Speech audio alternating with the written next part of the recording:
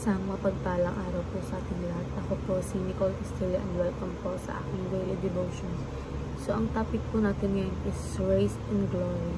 So, when you say Raised in Glory,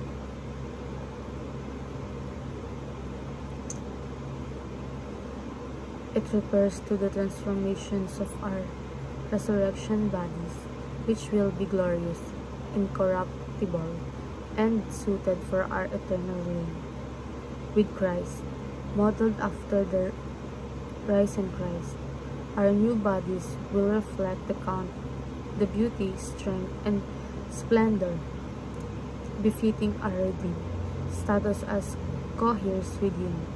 The Bible emphasizes the continuity and transformations of our body, not the abandonment of the physical. Resurrections assure us that death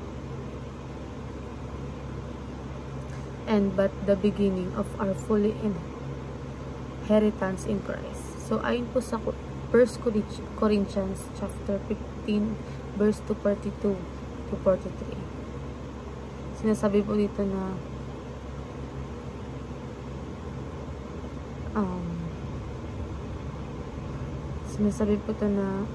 so will it be with the resurrections of the dead, the body that is sown is perishable, it is raised imperishable.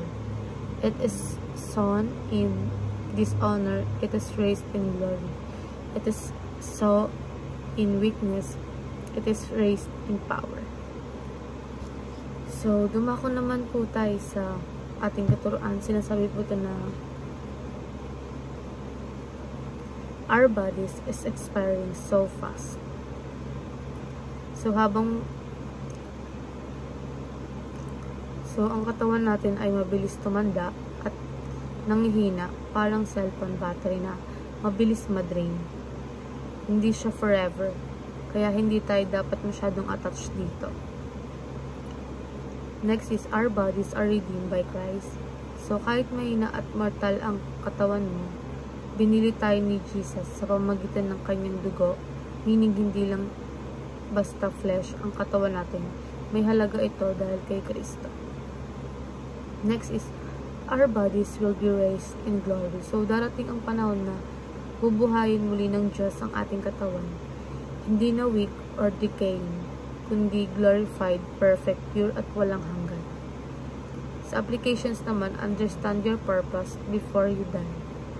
So, habang buhay pa tayo, alamin mo kung bakit ka nilikha ng Diyos. Don't wait until it's too late. Discover and live out your God-given purpose now. Next is, utilize your body like a tool while it's still strong. So, habang malakas pa, gamitin ang katawan mo para sa tama. Mag-serve, tumulong, at magtrabaho for God's kingdom. Para hindi masayang ang lakas at oras.